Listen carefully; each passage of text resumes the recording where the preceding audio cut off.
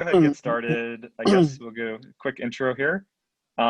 So welcome everybody to this special late night edition of a CMU School of Computer Science dissertation defense. Tonight we have Cole Gleason, who will be defending his dissertation, and we have a really amazing committee from all over the world. We have Chieko Asakawa, who is from Carnegie Mellon, but joining us from Japan. Meredith Ringel Morris, who is joining us from Redmond, I imagine, and in Seattle, Redmond area. And local folks, Patrick Carrington, and then co-advisor Kris Kitani, and I am Jeff Bigham. So I guess the way this will go is, so Cole is going to give us a presentation of his dissertation research, and then we'll have an opportunity for questions. I think we'll do maybe one question from each committee member, and then we'll do audience questions, and we'll come back to the committee to see if there's any more questions. And then the committee will go off into a secret room, breakout room, I imagine, and we will deliberate, and we will come back, and then we will all celebrate. So Cole, why don't you take it away? Unless, Kris, do you have anything you want to say? Thumbs up. All right. I'm going to share my screen to start with. So let's see. All right. Can someone confirm they can see some subtitles and some slides? Yes, yes. That's what I see. Yeah. Okay, cool. Sorry, one sec. Let me just.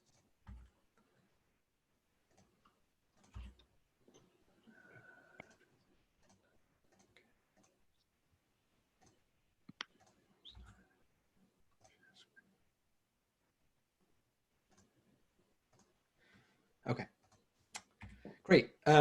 Hey, my name is Cole Gleason. I'm a PhD student in the Human-Computer Interaction Institute, and I'm advised by Jeff Bigham and Kris Kitani. And I research accessibility for people with disabilities. So today I'm going to talk to you about my work to make social media accessible to everyone with a vision impairment. So social media is really critical in the current world, and billions of people are using it in some form daily. And they use it in all aspects of life, keeping in touch with family, searching for their next job, perhaps getting updates about the pandemic in their local area, to organizing political revolutions. But the issue is that a lot of people with vision impairments are being excluded due to a lack of accessible content on platforms like Twitter, Facebook, Instagram, Snapchat, and other platforms. So my thesis examines how we can make images on social media accessible. To distill this goal into research questions, I examine the following. How inaccessible is user-generated content now for people with vision impairments? What approaches work well to make user-provided images accessible? And how can emerging media types, such as memes or animations, be made accessible? My work informs accessibility of digital media, and thus far I've really looked at this in the context of social networks. So I'll speak mainly today about my attempt to make every image on a social network accessible by first going over some background on accessible images, discuss what it looks like specifically on a social network like Twitter, introduce some automated tooling to help make images accessible, and the challenges I uncovered in describing specific content that's unique to social media, like memes or GIF animations. And finally, I'll discuss the implications of this work and the future of social media accessibility. So my work really contributes to an understanding of a severe accessibility issue, solutions to address it, and paths forward for human and AI roles in accessible social media. So to start with the background, there's over 285 million people with a vision impairment globally and 7.5 million in the US. And many people with vision impairments use screen reader software to access computing devices. So they can navigate the user interface on their computer, smartphone, tablets, smartwatch, and it reads the elements aloud or can even transfer them to a Braille display that you can read in Braille. The important thing though is that user interfaces must be properly designed to handle this. So for example, on the web, we have what's called alternative text, which is textual descriptions of images. So in the website HTML, you might have this alt tag that describes what is in the image. For example, this graphic is the famous flatten the curve graphic from the pandemic that was really popular earlier this year, where a large curve shows what would happen if we did nothing to avert some of the effects of the pandemic, where a smaller curve shows how we could save lives in hospital beds through social distancing. And this is displayed in a tweet from the Center for Disease Control here in the US. And it really sparked a slogan for flatten the curve, kind of a public health campaign. But if you were someone with a vision impairment, most of the time when you came across this graphic online, you might have just heard the word image because no one had provided a text description. In general, what we want to know about these images is how can we get across the same point in text that we can graphically? So it could have said, a chart showing two curves. One is the pandemic outbreak with no interventions and the other is with intervention. The first is a higher peak, and it could go on and on to describe it in more detail depending on how much is necessary. Now, we know that on the web, it's grown more complex and image heavy, but there's been a corresponding increase in the amount of alternative text over the years. So on popular websites in 2006, Bigham et al. Found that around 40% of images contained alt text. And then in a few years later, Guinness et al. Had found that this had increased for top websites up to about 72% of images. But this was mostly for images added by web developers. It wasn't really true for social networks where users are the ones uploading these images. So I'm looking to step in and make all of these accessible. A prior study of blind users on Facebook shows that they use the social network just as much as everyone else, except there's a sharp drop off in engagement with visual content. We've also seen over the years a steady increase in the amount of photos and other visual media on sites like Twitter, and blind users struggling to use Twitter because more and more of the content they saw was inaccessible to them. Recently, some of my work on making memes accessible led to a news article where a reporter talked to a college student, and this quote really emphasizes the problem. Being a part of that culture is really important, especially because I strive to have friends outside the blind community. I wish that we could connect on this level. And that's what I'm trying to achieve here, making sure that people with vision impairments are connecting at an equal level, not just the minimum accessible on social networks now. So to start off, will users add alternative text on social networks? And if so, can it be any good? And this is something that I, along with my colleagues, set out to investigate on Twitter. I published this work at the web conference in 2019, and I'm going to review the prior work and highlights some background and findings that informed the rest of my thesis.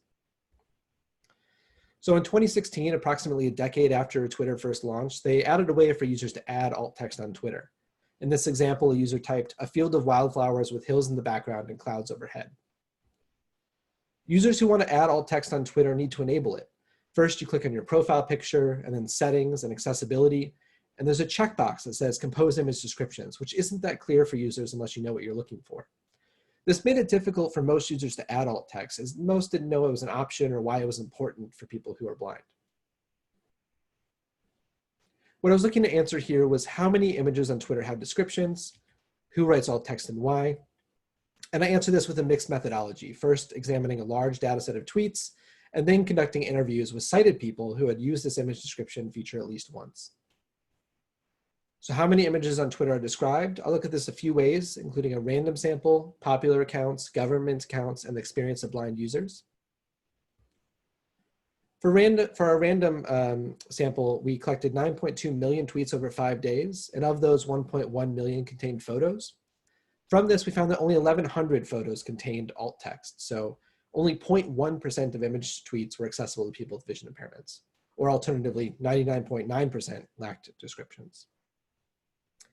But on sites like Twitter, the most popular accounts get a lot of impressions, so we looked at, do brands and celebrities who maybe employ social media managers do a better job at this? So I sampled all of the top 50 Twitter accounts, including notable names such as Barack Obama, BBC, and YouTube, and found that only 3 had ever used this feature. That was the official Twitter account, Bill Gates, and BBC Breaking News. And the official Twitter account introduced this feature and didn't even use it in every image. Prior research has shown that government websites are more accessible than other top websites, likely due to regulations about accessibility. And recently, we were investigating how the COVID-19 pandemic was affecting people with disabilities. During the most important time for information dissemination at the start of the pandemic, this case February through April, only 12 states and DC added alt text to their tweets. At a federal level, HHS did, but the CDC did not. And the ones who did add descriptions to their images, they only did it for about half of them. So in a case where we think there's a really strong need to get information out there, especially local quick moving information about a pandemic, the majority of states are not doing a good job, and you can imagine that this issue might trickle down to local authorities as well. But moving on to the question I think is the most important, is what do screen reader users actually experience on Twitter? I recreated the Twitter timelines for 50 blind users over a day, and these are the tweets that were retweeted or tweeted by people they follow. And I found that 18% of their feed had images, and less than 5% had image descriptions. So that's an order of magnitude better compared to a baseline of 0.1% of random images, but it doesn't bode well for an accessible experience overall. So to answer the first part of this question, how accessible is Twitter as a whole? We can say almost not at all. 0.1% of all images, maybe a bit higher for celebrities and government, but blind users are probably seeing less than 5% accessible images in their feed. Of course, this was just looking at the quantity of alt text. I assume that some of the existing alt text wasn't very good, which is also true on the web. So using prior work, I devised a 4-point scale to rate alt text quality.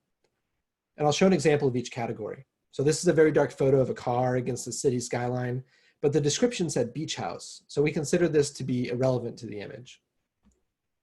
Next, we have somewhat relevant to image. So this is 5 people standing near a trailer, and the description says trailering training class in Henderson yesterday.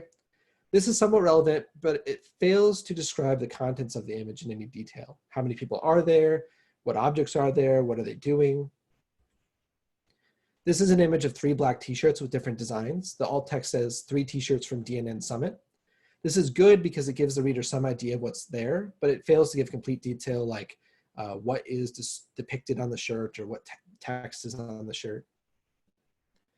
And finally, the alt text for this says Sticks the dog sits in front of a tree with plastic Easter eggs dangling from the branches. And this is rated great because it says who or what's in the image, what they're doing, and it describes the background. Myself and a colleague rated the alt text of over 1,000 images written by Twitter users. And for these tweets, we see that great or good quality, which we call high quality, is at 83%, whereas low quality is at 17%. So it's good to know that if people are taking the time to write descriptions, they're doing an okay job at it. Of course, people who have turned on this feature now are a self-selected group who really care about alt text. We see a lot of tweets are still at the good level, meaning there's room for improvement there. Who are these users writing alt text? We interviewed 20 Twitter users who had written alt text posts, and I'll briefly cover my findings here.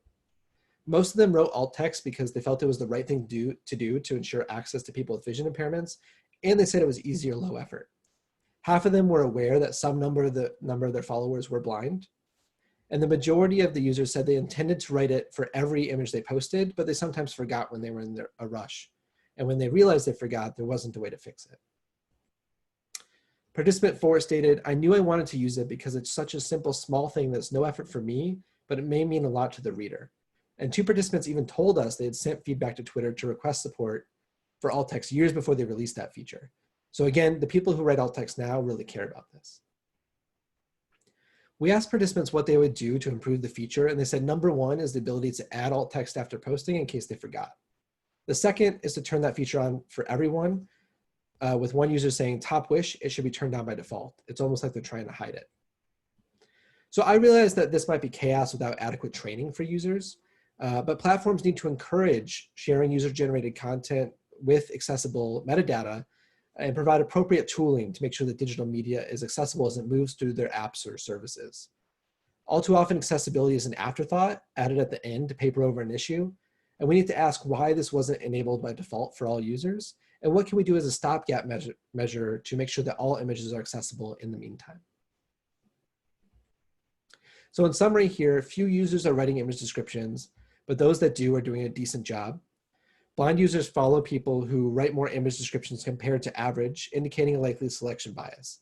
Some people are adding image descriptions because they're part of a disability community, but also blind users are probably not following people who post a lot of images with no descriptions. The good news is that we have seen some changes. After I published this work, Twitter did reach out to ask to use our rubric on quality for new feature development. And this summer, they also gave everyone the ability to add alternative text without searching in the settings to turn it on. And they made it easier to describe things very richly by letting people use up to 1,000 characters for descriptions. But user-provided image descriptions do not seem like they're going to solve this problem soon. So what can we do to make sure that images are accessible in the meantime? I built a tool called Twitter Ally to figure this out, which we deployed to a group of blind users. And this is work that was presented at CHI earlier this year.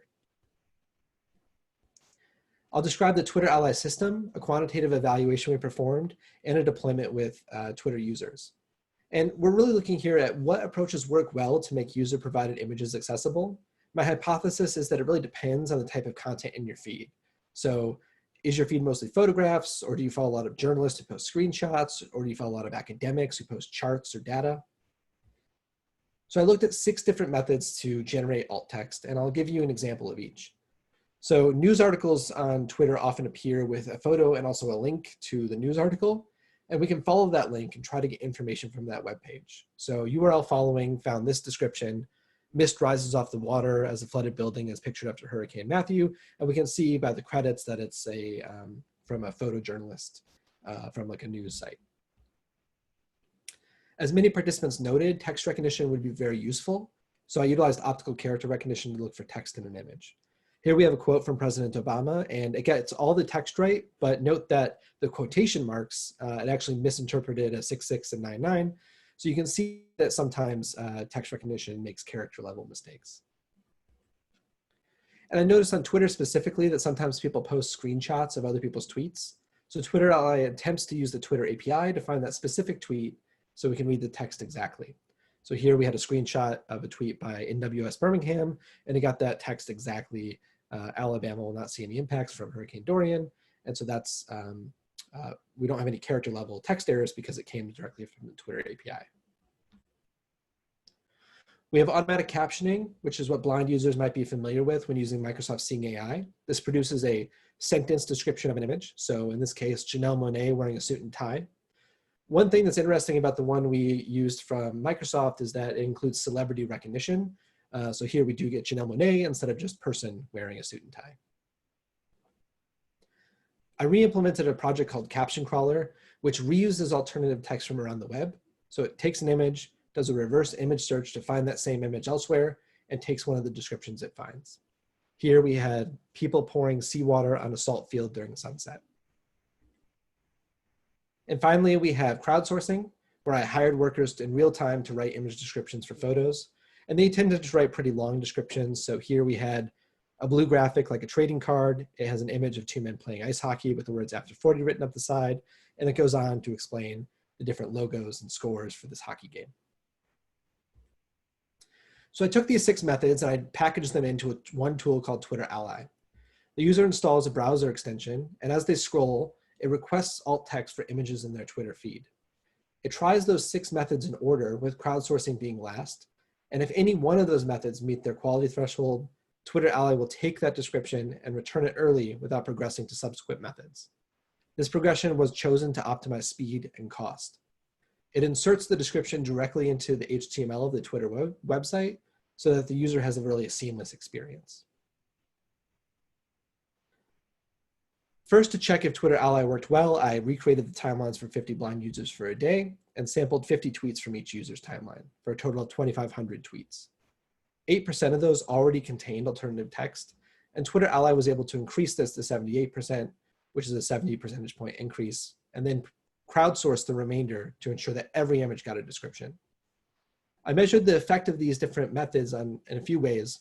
In terms of automatic image captioning provided the most alt text for all the images. It was also able to provide the most alt text for images that other methods failed at. Text recognition returned the most high quality descriptions relative to the amount of money we spent on APIs or paid crowd work at 571 high quality descriptions per dollar. But how do we determine quality? Similar to before, I and another researcher rated the quality for a sample from each method. Crowdsourcing had the most high quality responses and the most great responses. Note that in this chart, the higher quality on top, lower quality on bottom, and they're ordered from left to right with great and good combined into high quality. Text recognition was pretty close, but with less great alt text. And the original alt text written by posters was fairly good, with the great level being between crowdsourcing and text recognition. The automatic captioning has a lot of good, but not a lot of great alt text. indicating there's room for improvement there. And the other methods, caption crawler and URL following, are both trying to reuse alt text from around the web, but they had mostly low quality alt text. Many people online just write poor descriptions. They use it for file names. They stuff keywords in there for search engine optimization. So actually searching the web for descriptions can be a little bit hit or miss. Tweet matching didn't appear in this sample because it was just very rare. An interesting takeaway here is that the crowd workers performed better than the original posters. And this could be because we gave them specific instructions on how to write good alt text and what to focus on. Users on Twitter just get a text box with no training or support. And unfortunately, crowdsourcing is too expensive to really label every image, but perhaps we could give users on Twitter that same level of support that we gave crowd workers. This was just an analysis on a sample of tweets from blind users' timelines, but I also did a deployment with blind users. So 10 screen reader users used the tool for 10 minutes a day over a week. And 8 out of 10 of them in a pre-deployment interview said that they basically choose who to follow on Twitter based on how accessible their account is. So if they post a lot of images with no alt text, they won't follow them. During the deployment, we labeled 3,500 images, and users really preferred text recognition and automatic captioning because they were quick and fairly descriptive. Whereas they said crowdsourced descriptions were accurate, but they were just too slow. It took several minutes, which is a lot of time when you're just browsing social media. Participant 4 in the study demonstrated that the usefulness of a particular method is dependent on the timeline contents, and said text recognition is one of the most useful because a lot of my timeline is tech and geek stuff, which often has screenshots. Text recognition is key to understanding what's going on. Participants repeatedly emphasize the distinction between accessibility and accommodation. And I like this definition. So accessible technology is designed for use by the greatest number of people, including people with disabilities, and doesn't require adaptation. Whereas accommodation are patches or fixes applied retroactively to overcome barriers in the environment or system. Twitter Ally is a good accommodation, but it doesn't replace authors writing their own alt text. Often authors are the only ones with enough content knowledge to write good descriptions. They know who's in the image, maybe their pronouns, what place they're in, what happened right before or after the photo was taken. Whereas participants wanted Twitter Ally to instead inform users about accessibility and give them the knowledge and tooling they need to label images themselves.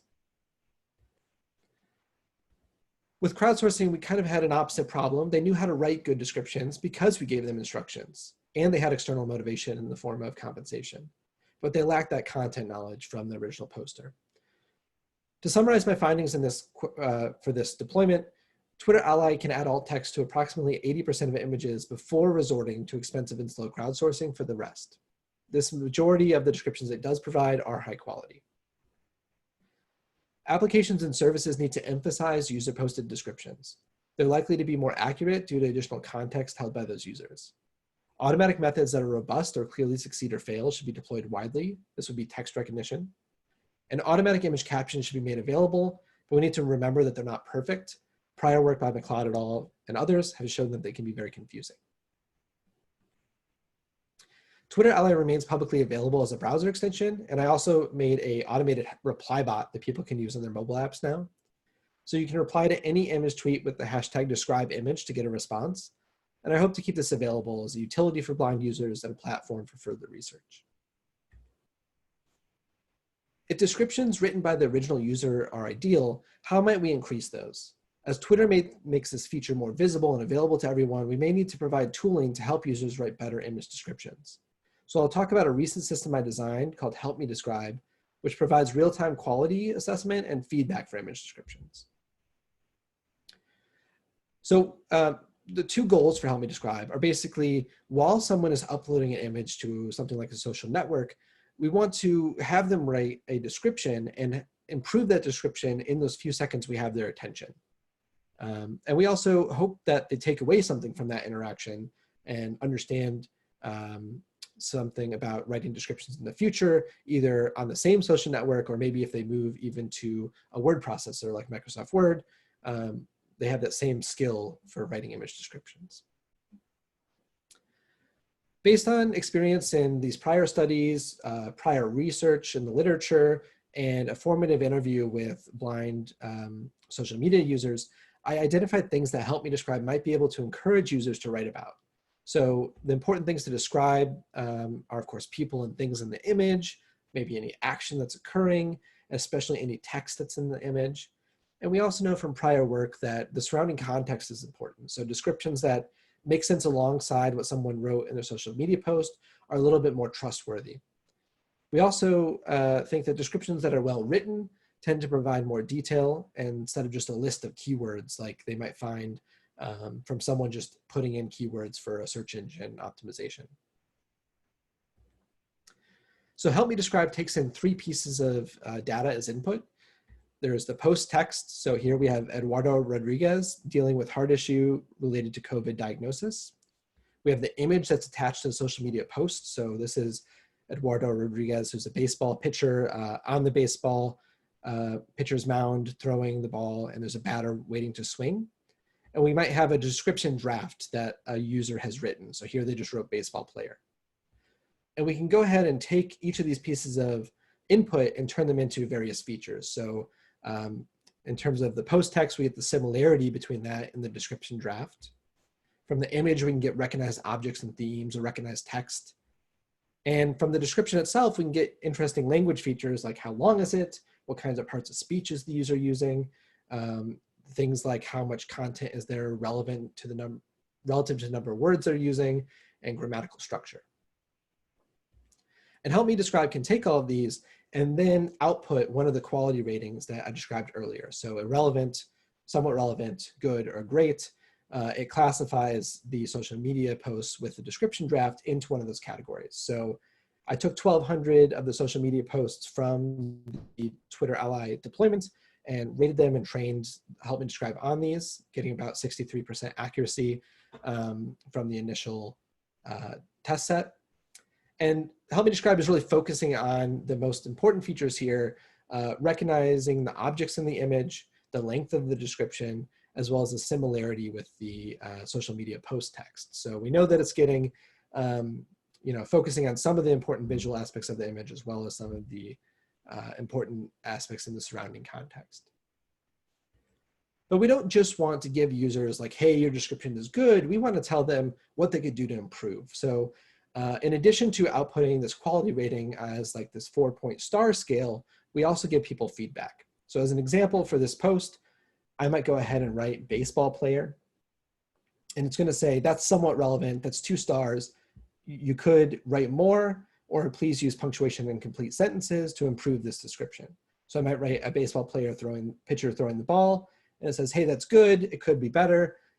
Description seems a bit short. Why don't you write some more? And I might keep writing and eventually add enough detail such that it gives me 4 stars or great.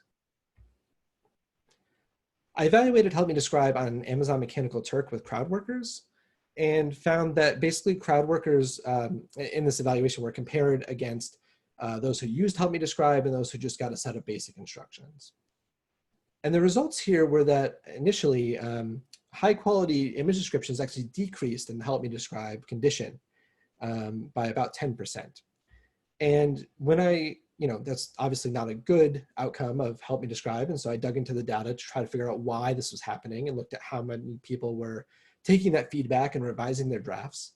And I found that most of them weren't, because they gave a pretty good description right up front, at least a lot better than people on social media were. And therefore, Help Me Describe wasn't sure how to improve these descriptions and basically gave them, this is a great description and didn't give them any feedback. So in a second session, I thought, well, these Help Me Describe must be somewhat sensitive to the environment it's deployed in. And so therefore we could train Help Me Describe with a data set that's similar to where we're evaluating it. So I used 400 descriptions from the crowd for social media posts that was also taken from the Twitter Ally deployment, and trained Help Me Describe again with a new data set. In this case, we could see right off the bat, it was less likely to have high quality false positives. And when we evaluated this against just the basic instructions, we saw that this did increase high quality image descriptions by about 20%. And so what this says is that help me describe may be able to increase quality, but it really does depend, it's sensitive on the type of users in that environment and what kind of image descriptions they're going to write. So if you have novice image describers on Twitter, they might need to be really trained on the type of descriptions that novice image describers would write, whereas it's different on the crowd work marketplace. So we know that help me describe can increase alt text quality and train novice users, but one other potential use case is that Twitter or other platforms could use this to monitor the overall accessibility quality on their network. So if they were to introduce a new feature and they wanted to know if that impacted alt text quality, they could use that to basically audit a lot of image descriptions at once. And we also, in a situation where we don't have human authors, say we have something like Twitter Ally who has multiple description candidates for one image, help me describe could rank them and choose the best description to show to the user. In terms of automated tools, both Twitter Ally and help me describe, I really think that automated methods can be used successfully to retrofit many inaccessible images to get up to a decent quality level, but we need to really help original content posters write the highest quality descriptions because they're the ones who are going to be able to do that. And platforms need to simultaneously invest in both the retrofitting as well as helping users create accessible content from the start. In my prior work, talking to people who wrote image descriptions as well as people with vision impairments throughout these studies, we found that some images were just hard to describe. And they were often classes of images native to social media, memes and GIFs. These often have repetitive visuals, but just describing them doesn't really give someone with a vision impairment equal access to what they're trying to convey. So I'm going to talk about my investigation into how to make memes and GIFs accessible. The first portion on memes was published at Assets last year, and my work on GIF accessibility will appear at Assets in a couple weeks. This meme example shows a toddler clenching his fist with a smug grimace, and the text is, "Put a candy bar in a shopping cart without mom noticing." A second example of the same meme says, "Saw a puppy, got to pet the puppy." And finally, we have this example which says, "Arrives home, music ends as you finish parking." These are all examples of a meme called Success Kid. Note that in memes like this, the background image is not a picture of the speaker of the text, as a toddler probably isn't parking a car. Instead, that repeated visual element encodes some recognizable theme, which in this case might be small triumphs, perhaps celebrated as if they were dramatic victories. So how do we convey that theme in this meme image in some alternative format? And we want whatever non-visual manner we use to be efficient and easily recognizable, like these visual memes. Because of these repetitive nature, we felt that we could address this accessibility problem by decomposing those memes into the background and the text. A benefit of decomposing the memes this way is that we're able to use computer vision to automatically recognize instances of the same kind of meme, and then reuse portions of the alternative text as a template. So let me show you an example. We thought a good first step would be to write alt text that tries to capture the theme of this background image. The visual here is a meme called First World Problems, and it conveys a theme of trivial problems complained about as if they're very serious. So we wrote close up on a woman with her eyes closed, head in one hand, and a stream of tears running down her cheek. So here we both described the visual background and included that head in one hand and tears running down her cheek, which makes sure that that theme makes it into the alt text there. And we can then use text recognition to extract the text for the specific meme and insert it into the template. In this case, the text says, "I dropped my MacBook on my other MacBook." One thing we thought when we were working through these alt text templates was that maybe this text was not the most efficient or best way to convey the emotion or humor that's inherent in these visual backgrounds. And so instead, what if we conveyed them audibly? So we hired professional audio engineers to help us design musical background templates for memes that conveyed their tone. So I'm going to play an example of that. I dropped my MacBook on my other MacBook.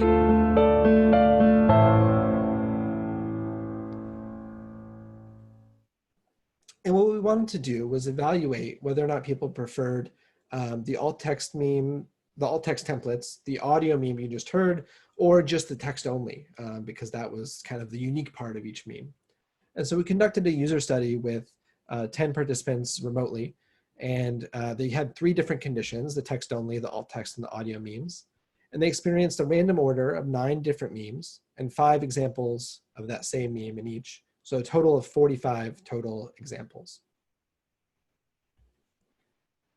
And we asked participants to tell us, after they heard 5 of the same meme, what is the common thread, what is the template there, and what are these all trying to convey together? And so we had a rubric that the researchers all came up with together for each of the meme types. And when participants repeated back this theme to us, we could connect how well they matched the meme template that was commonly agreed on. So an example here is little triumphs, little minute triumphs.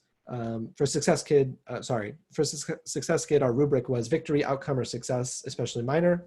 A participant said little triumphs, little minute triumphs, and we graded that as accurate. And then different participants said something bad and then something good, which didn't match that rubric, and so it was inaccurate. And after we graded the accuracy of all of these memes with multiple raters and resolved differences, we found that audio was actually higher accuracy, followed by alt text and text only. However, we found that users reported feeling more confident with the alt text memes, followed by audio and text only. And we saw this reflected at the end too when we asked people which ones they preferred overall. 8 out of 10 said alt text memes. And the reasons for this was that characters in the text sometimes aided understanding, and I'll explain that in a second. It used existing infrastructure people were familiar with. It used screen readers' preferred voice and speed, and just was something they're already familiar with instead of resorting to like another audio format. It's also more universally accessible for people who are deaf. To talk about the characters for a minute, sometimes it helped and sometimes it hurt people's understanding. So for example, for the first world problem meme, a participant said, it gives you head and hands crying, so I get the emotion, and then the reason for the emotion appears in the text. To show an example of where the character hurt understanding, this meme here is used to confess secrets, and for some reason it's a black bear. I don't really know why that's the case, but for memes like this where the visual wasn't really connected with that embedded theme, it confused people. So participant 6 said, it's a little confusing because I'm like, why is the bear saying this, or why is the penguin saying this? I want to connect this to another type of media that is similar but distinct. GIFs are short and silent looping animations that have become popular, especially on social media and messaging apps. For example, this GIF here shows a woman taking a sip of water from a coffee mug, and she spits it everywhere as she doubles over laughing. And these are typically used to convey an action or a reaction to content online. Because GIFs are a silent visual medium, they're typically inaccessible to people with vision impairments without descriptions. And so we looked at GIF usage on Twitter to understand how often GIFs were accessible now and how we can make them accessible while preserving their emotive or humorous qualities. So first we collected 791,000 GIFs on Twitter, and we automatically matched the GIFs to understand which were the most popular. We then sampled 97 of the most popular GIFs and coded them to understand what visual aspects might be important to describe. So around 90% were clips from TV shows, movies, or other long-form video content. 92% contained people or characters, and over 60% had facial expressions as the focus of the GIF. Some also had dialogue indicated with text captions, and there were a variety of other visual features. Twitter first made it possible to add alt text to GIFs on the platform in January of 2020. In our sample about a month later, we found that 0.04% of GIFs had alt text added by humans. In May, we sampled this again, finding that it had risen to 0.3%. This is consistent with the prior work with Twitter images showing that it was about 0.1%. In May, Twitter also started to automatically add descriptions sourced from GIF libraries online, but they're often not very descriptive. For example, the description for this GIF is Alyssa Slater, Big Brother GIF. That describes who's in the GIF, but not the spit take action that is the focus. We recruited 10 blind Twitter users to discuss how we might make GIFs accessible. They talked about their experiences with GIFs, although about half of the participants weren't familiar with them as they're rarely accessible currently. Participants talked through example GIFs with us, highlighting information that was important to them in the descriptions. Characters or people were deemed most important, although when the GIF came from a TV show or movie, participants were divided on whether or not they preferred the character name or the actor or actress name. For example, this is from the Princess Diaries. You could say Princess Mia or Anne Hathaway. As GIFs typically feature action occurring over multiple frames, describing that was important. If the action was something simple like breathing into a paper bag, that might be good enough, but more subtle actions or facial expressions were hard to describe. And finally, it was important to note any dialogue. Here we see Jake Peralta from the show Brooklyn Nine-Nine saying, "All right, I'm gonna go cry." Participants called out a few important takeaways in this formative interview. First, they thought that Twitter might curate a library of standard popular GIFs that were accessible, and that would help them choose which GIFs they could share with their sighted friends. Second, participants noted that GIFs excerpted from movies or TV shows might already have audio descriptions to make the original TV show accessible, and maybe that could help them make these animations accessible. And finally, all participants stated they expected alternative text descriptions for GIFs to be a minimum requirement, regardless of any other formats we or others explored. Based on these interviews, we created some example GIFs with alternative formats. First, we had our alt text version. And for this one, it says, Michael Scott from The Office, standing in the office, yells, no, God, please, no, no, no, no. Next, we recovered the source audio for this original video clip. And I'm going to play that now. It might be a little loud, so just brace yourself. No, God!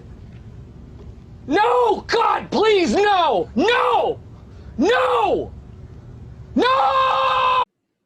And finally, we added additional information to these by adding our own audio descriptions, at least where we could in the short time that we had with these short audio clips. So I'm going to play that now. No, God! Michael Scott from The Office. No, God, please, no! No! No! No!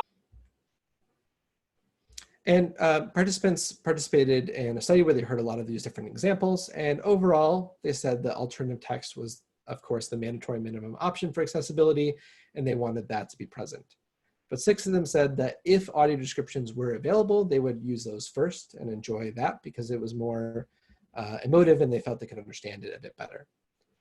Some GIFs were easier to understand than others, and here are 3 of the more confusing GIFs. The first is a character from The Wire glancing back and forth, and the expression was sort of ambiguous. Participants weren't sure if the face was disbelief, sarcasm, or some other emotion. The second is a member of the Utah Jazz basketball team giving an interview as a teammate walks by and rubs his head. Participants weren't sure what that head rub signified and what sort of interaction was occurring between the 2 players. And the third is actually that Big Brother spit take GIF I've been mentioning throughout this. The reason that this was confusing was that in the audio version, there's someone talking off camera, which confused participants because they weren't sure if that was part of the visual GIF. Now that we know that what formats might be useful and what information we could describe, how can we spread accessible GIF experiences? Unlike photographs, there are fewer unique GIFs online, as many are used repeatedly like memes. So we should focus on making the most popular GIFs and memes in online libraries accessible and reuse those descriptions elsewhere. After that, we can consider using high quality production of audio description GIFs, especially for those that are excerpted from produced media. Many GIFs are actually professionally produced by TV or movie studios and released online as part of a social media strategy. So just as TV networks are required to produce some audio described content, they might need to take responsibility for making sure that their GIFs are accessible. Overall, between the memes and the GIF investigation, we did a lot of initial testing on format preferences with blind users, finding that alt text was definitely a minimum requirement, but there is some appetite for audio versions. We developed guidelines for writing meme alt text and describing important elements in GIFs. So these should help develop new sorts of automated tools or help end users write descriptions. And we also have a system to apply accessible templates for repeated memes or repeated GIFs, which is useful because while machines may struggle to describe humor and emotional tone, humans are pretty good at that. So if we can get humans to do it once, we can use those pre-written templates over and over again.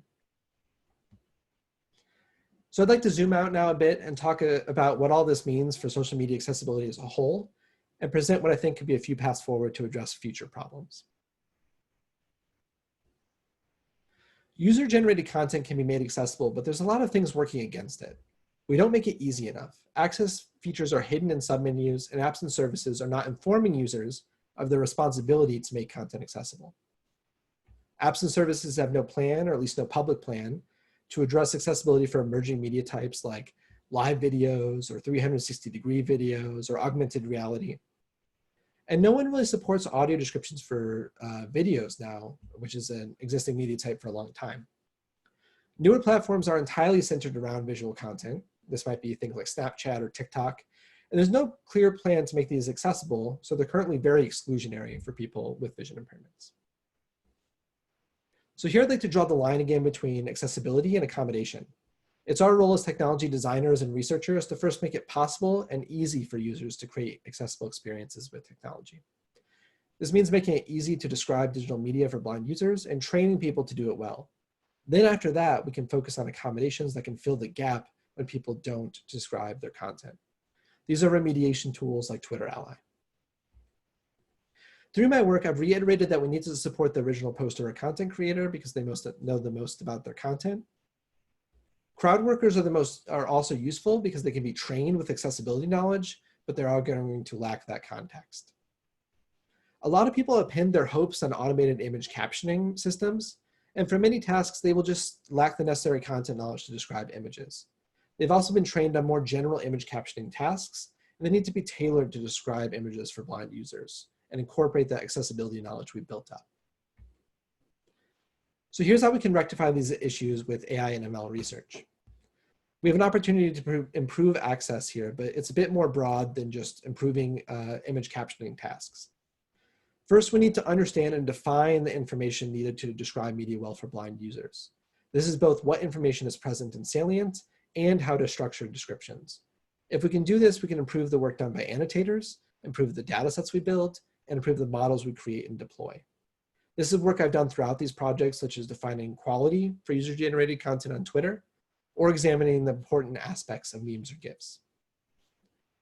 Second, for tasks where humans are really outperforming automated approaches, such as recognizing humor in memes or GIFs, we can instead look to automatically scale their work.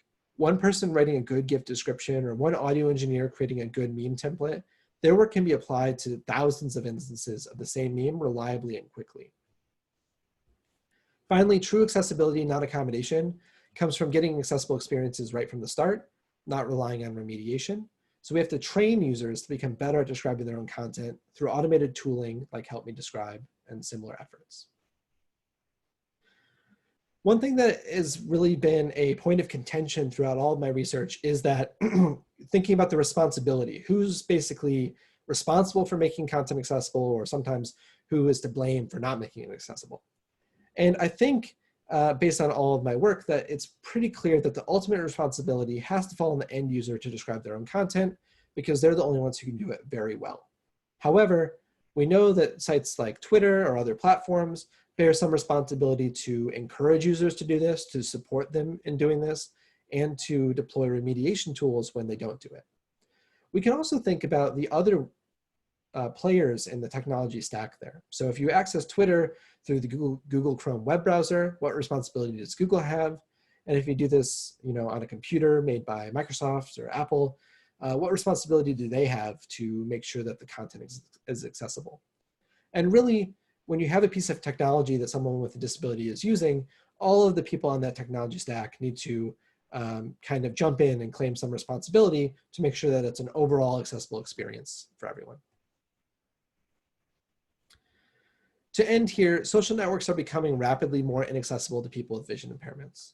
We're just rolling out features now for ones that are over a decade old, and it doesn't seem to be working very well. We can address it with a lot of user education and tooling, along with careful use of automatic methods, but new networks don't really have a plan to make their content accessible. And one of the gaps we need to fill here is research for how we can make new media formats like live streams accessible, or if a platform is launching an augmented reality experience with various virtual avatars, what sort of descriptions do we need, but also what interaction methods do we need to make sure that people can have an accessible experience on those networks. I have a lot of people I'd like to thank who made this work possible. Most importantly, my advisors, Jeff and Kris, as well as my whole thesis committee for helping me develop this work. The Big Lab and all of the collaborators I've worked with throughout my PhD experience who are really great to work with and made the research process a real joy. my family, my parents, my brothers, and my wife who are here, as well as all my friends. I wouldn't be at CMU and wouldn't have done this work without their support, especially during a pandemic. And of course, all of the agencies who funded this work and supported it financially. Thank you for listening. And Jeff and Kris, if you want to take any questions.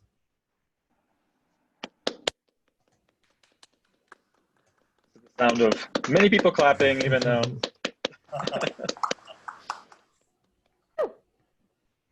Great job. So, just to remind everybody, the way we'll do questions is we'll give everybody on the committee a chance to ask one question, and we're all, researchers, professors, so, that one question probably has 17 parts, but we'll try to get through that so that we get to the audience questions, and then we'll go back to the committee for more. So what we usually do is we go sort of in, who has come the longest way, which I think means that we would start with Chieko, if that's okay. Chieko, are you there?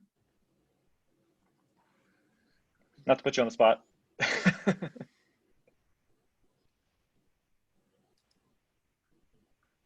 I guess I could ask a question. My question is, Cole, when you were undertaking this research, what was the most surprising thing that you found that you weren't expecting? Most surprising thing. I think I was surprised at how many different pockets of media out there was possible to potentially address with different methods. So things like the memes and GIFs research came out of the fact that I was like, oh man, it's gonna be so hard to describe every image. How are we possibly gonna pull it off? And I was like, well, there's actually some pattern here with the memes or with the GIFs, or there's a pattern here with screenshots. Can we attack that with text recognition? And I mean, you're never going to get to every image that way, but there's a lot of content that's actually somewhat, I don't know, repetitive or has a pattern. And I think you can create some really good experiences when you tailor to those pockets of content.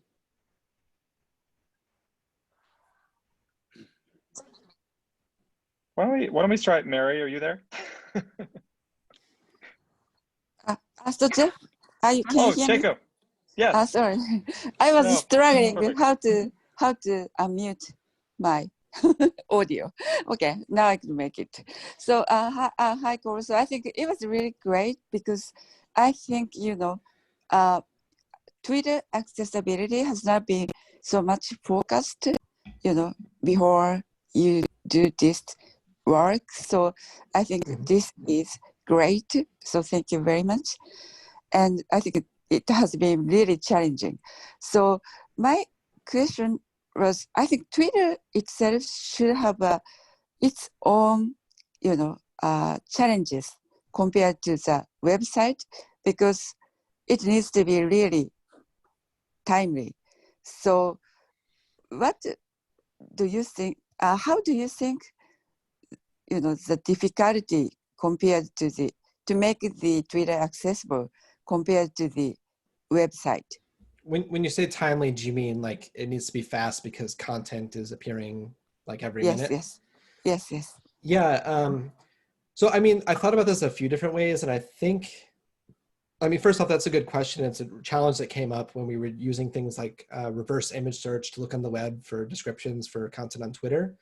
It was a problem actually, because a lot of the content on Twitter wasn't on the rest of the web yet. So we couldn't really find good descriptions elsewhere.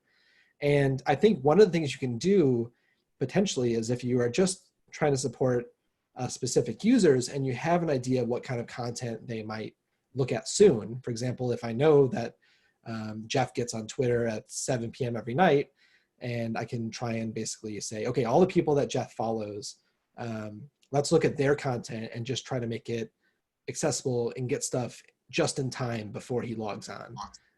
So if there are approaches we can take there to get that even faster, because when users are browsing stuff on Twitter and then we fire off a request to get some alt text like we saw with the crowdsourced workers, it took them about 2 minutes to respond, which I thought was pretty fast. It was as fast as we could get it at the time. And that was still too slow for users. So we have to think about labeling their images even before they get to them on the social network. So I think something to do with just-in-time descriptions might be a good approach before you tackle the whole network as a whole. Okay, thank you. Mary, are you there? Yeah, I'm here. I was wondering, Cole, you alluded to the idea that some content is more popular than other content. For instance, you mentioned, the popular Twitter accounts and which ones were and weren't accessible. Do you have any ideas about, obviously if you were, say, Twitter, you could maybe direct more resources, whether it was human resources or AI resources, to labeling the most popular content, because you would know that internally. As like a third party trying to do this, like, post hoc fix, do you have any thoughts about how you could address the most popular content maybe as a focus? Yeah, that's a good question. And we thought about it a bit in the context of GIFs. So with GIFs, we did try to match all the GIFs that we saw. And then we collected these over like 3 weeks. So it was kind of a snapshot of those 3 weeks. And we found that I think 1,000 GIFs were used at least 100 times. So there was a pretty stark power law going on. And if you just directed resources at those 100 GIFs, 1,000 GIFs, you would be able to pretty much hit a large portion of the ones users were probably seeing. And that's something that we could do just by scraping data off something like Twitter. I think if you're going to focus on the account level, I mean, we have some metrics for things like Twitter in terms of follower count, and you can do a little bit of maybe social network graph analysis to say how many, people are following this account and how many other people are they following. So how likely are they to see this image in their social media feed, and maybe determine which accounts to really target that way. But other than that, I think it's kind of what information is being shared. So you can look at what information is being shared a lot across the network. And this works really well on sites like Twitter, where everything is pretty much public. On sites like Facebook and stuff like that, as a third party, it gets really challenging because you don't necessarily have a view into those private groups and stuff like that. So in that case, it might be something where you really have to give a tool to a user who needs image descriptions and have it attacked from that angle, where they're, just labeling everything in their groups they care about. Also, I guess maybe this is a slight rephrase of the question, but so separate from popularity, which could be one way to identify things to focus labeling effort on. Let's assume that there's more popular content than there are volunteers to label stuff or to check the quality of the AI. Are there other metrics that you can use to figure out which content to focus on labeling? I mean, one thing that I've thought about doing is combining something like Twitter Ally and Help Me Describe to basically say, how confident are we that something generated by Twitter Ally is a good description, and then just focus the humans on the ones that are pretty poor. And that could maybe cut down on we don't really need humans labeling a lot of screenshots that we can do pretty well with text recognition. But I mean, there are a lot of different metrics you could possibly use. So one thing you could use is the volume of requests. So how many, if you're using something like Twitter Ally, where the end user, someone who's blind, is enabling this feature, you can see how many different users are requesting this piece of content and therefore shift up its priority. But I think it really depends on how much, for example, pre-examination of something like Twitter, the social network, you're willing to scrape, and also how much data you're willing to collect from people who are blind using the tool.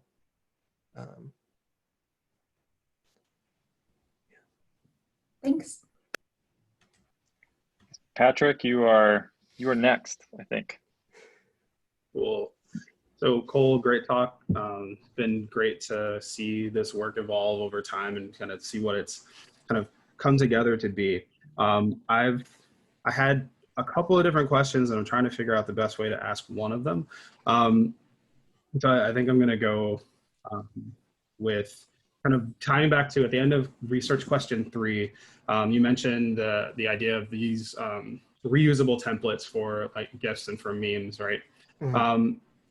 in terms of the content, given that the content on social media, kind of the environments that people are sharing this in, the representations of like the image macro meme versus new GIFs and new types of images that kind of appear.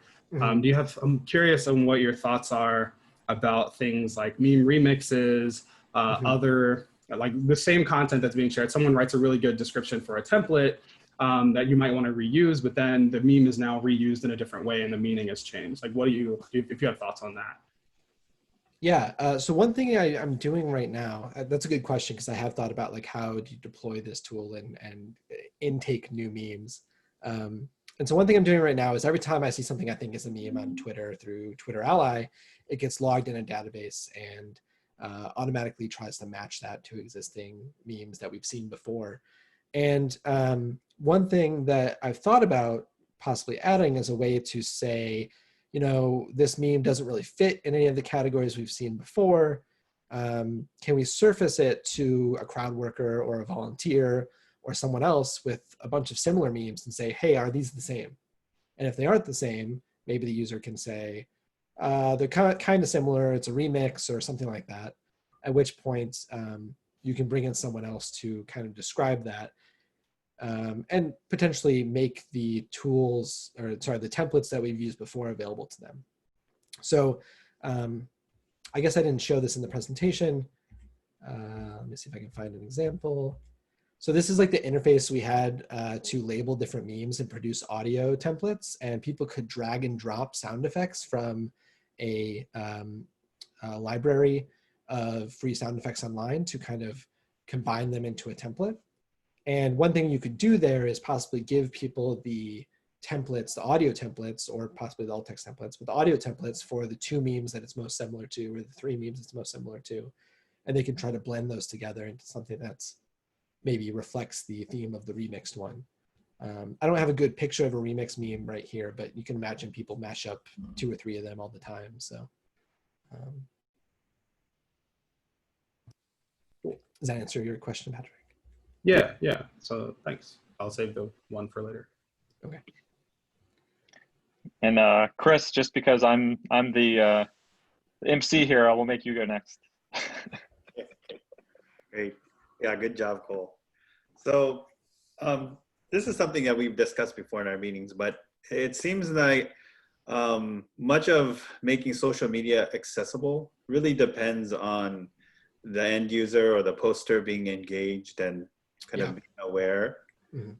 And so in that sense, sometimes it feels like, the technologies that you proposed seem kind of limited because it kind of depends on eventually the person who's using that technology.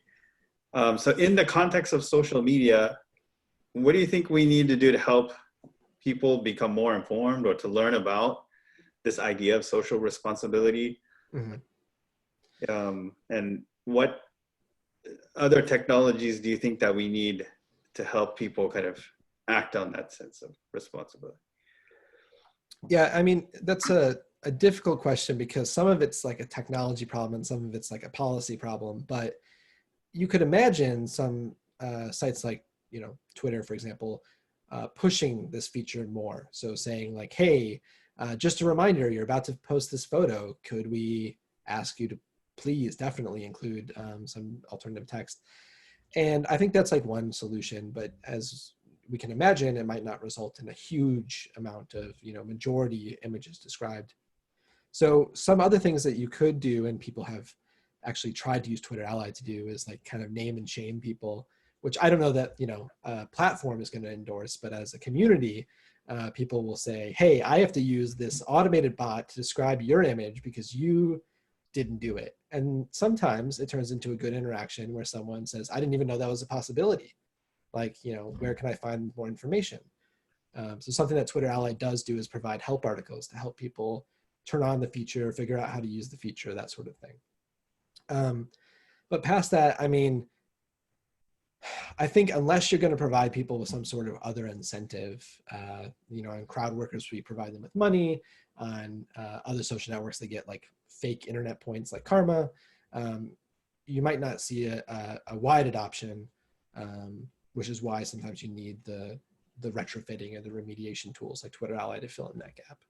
So, thank you. So great work, Cole. I guess I wanted to kind of ask about this really interesting trend that your work shows, and in this idea that many blind people sort of adopted Twitter back when it was mostly text-based, or at least became a popular platform. I think more so than other social media platforms because it was text-based, and it was therefore sort of, you know, the kind of interaction you'd have non-visually was first class, right? There wasn't any you know, real difference. And then as media, as images and visual stuff started to kind of proliferate, then it became an accessibility problem. And as you notice, as you pointed out, there's this sort of accommodation versus accessibility. But I wonder, like, can we ever get back to that sort of parity, right? Where the platform is actually what people would want. So people who are blind would actually want. And I ask this also from sort of a participatory direction, because it's like, if you designed a social media platform, you know, with, you know, people who are blind, I don't think it would be Twitter. I don't think it would even be Twitter where all the images were described. I think it would probably be something else. And so what does that mean for this work if we magically solved all the, you know, the accommodation problem, made it accessible? What would we do next? Yeah. I mean, I think that's a hard problem, because you have to imagine a world where you could design something like this in a participatory way that was widely adopted. But I do think when you look at certain features that are launched, sometimes they are designed in a participatory way and sometimes they aren't. And I think a good example of that is actually looking not for people with vision impairments, but people who are deaf and hard of hearing have had kind of, depending on the type of media, like a GIF, right? A GIF used to be a video at some point, often, that had sound, and that was stripped away, and often, if it had dialogue, replaced with captions. And all of a sudden, something that wasn't accessible became accessible to people who are deaf. Similarly, with like Twitter over the summer tried to launch this thing called audio tweets that was an audio version of tweets, but they didn't take the participatory design there into account, and they received a lot of backlash for not producing any sort of captioned materials.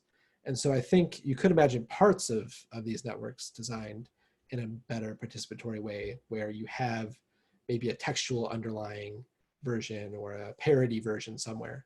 But I mean, we have discussed this with participants in terms of like the memes and GIFs, whereas people said, I'd like to make these audio memes. I don't care about the visual version. I want to make something that's just the audio, because I'm sharing with my blind friends. We don't care what the corresponding encoding of that theme into the visual format is. We just want to know what the audio format is. So I could see certain features of these being designed with a sort of parity in mind. A totally new social network would be a cool project to undertake. But yeah, I don't know if it would just end up being something like Twitter or different. I know people have a strong preference for text formats because they know people who are blind, for example, will tell me this is also used for someone who's deafblind. So there's more of an understanding maybe in the disability community about participatory design and inclusiveness from the beginning. So. Thank you. So I guess we will open it up to questions. Aaron has a question. So if you'd like to ask a question, follow Aaron's example and raise your hand with the little participant menu. If you can find that. Aaron, why don't you go ahead and ask your question? Sure. You can hear me okay? Yeah. Yep. Okay. Hooray for Wi-Fi hotspots. So great job, Cole. Thanks. You answered one of my questions when you were responding to Mary. So that's great. You kind of got ahead of me on that. Your response to Kris was related to a question I had, which is, now again, as a caveat, I, like many people, don't allow Twitter to do prioritization or filtering. You know, I try to get the raw feed, but a lot of users use the ML-based systems for prioritizing which tweets they see and which ones they don't, the sort of filtering. And it struck me that you could use essentially your grading algorithms as input into that approach. And so people who include high quality descriptions, their tweets would essentially get a higher weighting in that calculation than say someone who didn't include a description, kind of creating a way of encouraging people that if you really want the attention, you better put this in and you better do a good job. Do you think that has some possibility or some opportunity? Yeah, that's a really good point. And I think this happened kind of accidentally, not on purpose, on Facebook, where they noticed that people who added subtitles or closed captions to their videos were seeing a 12%, I think, engagement boost on their media. So obviously all the businesses and like the advertisers was like, oh, we got to caption our videos. So we got to harness this to get more engagement. And like the reasoning there wasn't necessarily because Facebook was prioritizing those videos. It was because people watch a lot of content with their sound on their phones off. And so they were much more likely to watch the whole thing if there were captions.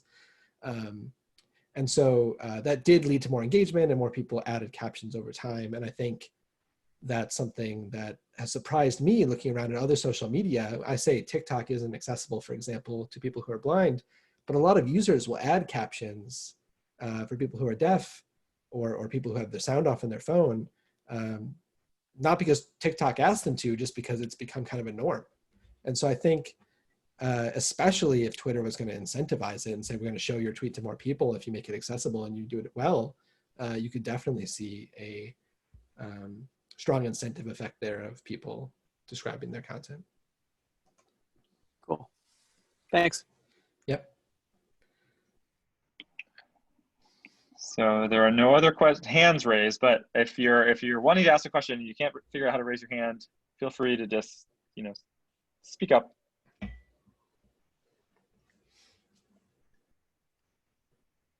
All right, we'll go, let's see. Well, you can always raise your hand if you have questions along the way. We'll go back around to the committee if anybody in the committee has additional questions they'd like to ask.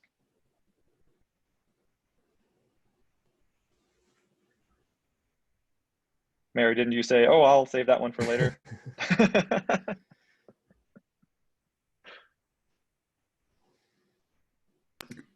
Sorry, I'm a bit of a Zoom noob. I'm used to Microsoft Teams. I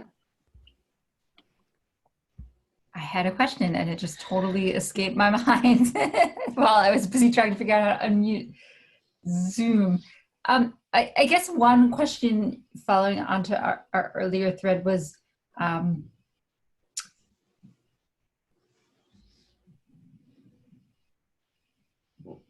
around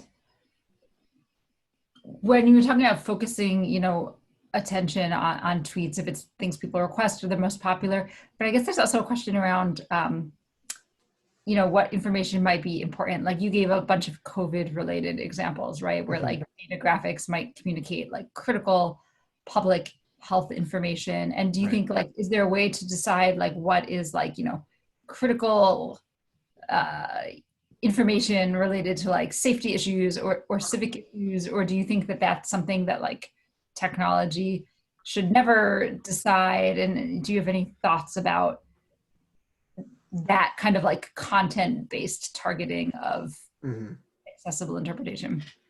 Yeah, I don't know if I yet have a concrete idea of whether or not we should decide that, but if we were to, I mean, there's a lot of image features that are definitely pretty important, and I think also surrounding context in the social media posts. So we've seen a lot of literature, for example, on Twitter on natural disasters, things like earthquakes, things like hurricanes. And so you can kind of see like people sharing important information about a crisis across the network based on what gets shared or what keywords they use, possibly what content they share. And you could target those. I mean, I think the converse of that, where you're saying maybe we don't want to do this, is like misinformation, which is really high in crises and elections as well. But assuming that you're going to prioritize stuff some way, there's either visual features that you might use if you're going to make a model specifically for elections or specifically for a crisis. So you could get something for that, I think. I mean, related to misinformation, are there concerns about people like weaponizing these sort of, image description features to, fill in whatever like spam or misleading information, and how do you, or offensive information, and how do you prevent that? Yeah, I think that's a problem, and I think spam is going to be really common, and then misinformation or inaccurate information. I mean, that already happens to some extent, and I would hope that we could develop something like Help Me Describe to be more robust to detecting that sort of thing. So one thing it does do now is look at what's in the image and look at what you're describing and hope that they're somewhat similar, as well as like it guards against keyword stuffing to an extent by looking for grammatical structure. But I don't think that's going to be robust to people who are actually trying to spread misinformation. And so you'd probably need either some sort of model specifically designed to detect that sort of, I would say lying in the image description, or you would need possibly humans to come in and quality control somehow. Perhaps even like some sort of randomized human quality control with volunteers or something like that, I think.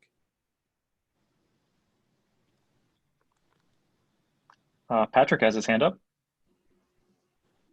And so kind of building on both building on Mary's point and a little bit of Aaron's point, we've talked a little bit about this in our discussions about quality and what the bar for success is for a quality alternative description or image description is, whether it's for GIF or meme or whatever it is.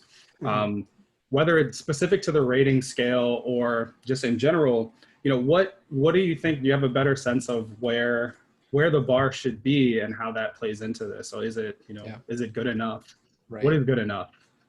I mean, the problem is when you talk to anyone about this, especially people who are blind and talking about image descriptions, they will almost always tell you that it just depends on context. It depends on where it is and what other information I have about that image or piece of media. And I mean, I think that's kind of unsatisfying because I want there to be a right answer. And so I think you can come up with the way that things generalize. So I think both prior literature and some of the stuff we found, it's like, okay, people almost always want to know about people in media. They want to know about people or characters who are present and what they're doing. But in order to describe stuff well in a certain context, you're just going to either have to come up with, say, this is what is good on Twitter, or maybe this is what's good on this subset of Twitter, or this is what's good on this subreddit on Reddit, and maybe fine tune your quality threshold, whether or not that's a subjective measure or something that's measured by an algorithm, to understand what good means in that community. And so I think you kind of have to be a bit vague and water it down when you're talking about an entire social network used by billions of people, and then maybe get more specific if you're going to talk about, for example, writing a description for a chart in a textbook that people are going to use to learn physics. You might need to have a much higher bar for what good is.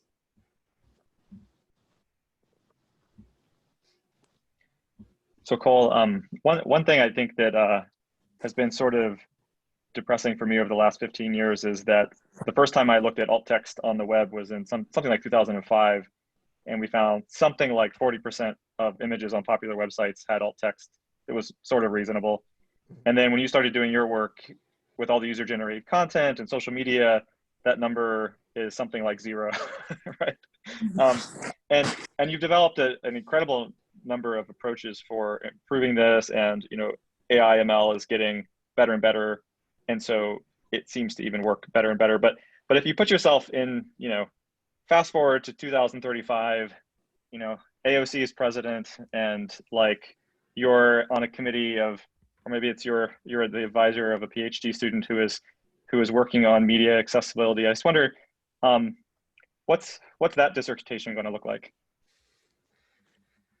Okay, that's a hard question. It requires a little time travel. I mean, I think that dissertation is going to have a lot of the same elements of like, hey, we need, to do this right from the start. And when it isn't done right, we need solutions that'll try to paper over that issue at scale. But it's going to require a lot more than just describing content. I think it's going to be a lot more about interactivity and providing equal access in the interactions with media, because it's going to be a bit more back and forth if you're going to be working with virtual avatars, such as, you know, maybe setting up your emoji on your iPhone. Fast forward in, you know, several years, we're going to probably have even more options to create virtual versions of ourselves and interact with each other.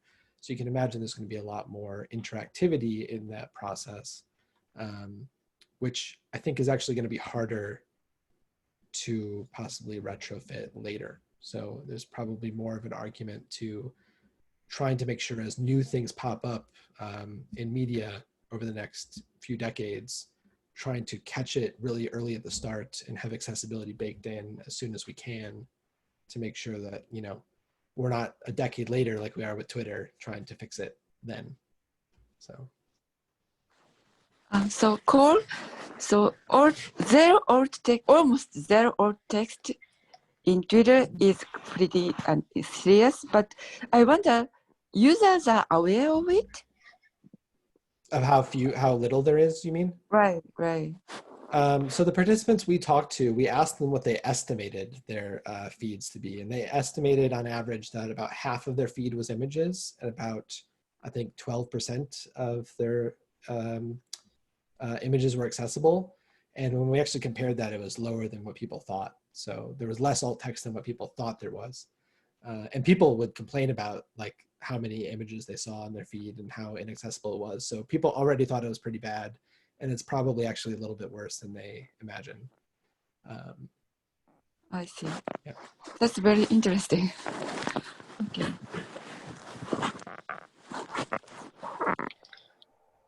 All right, it's last call for questions. Final chance for some offense.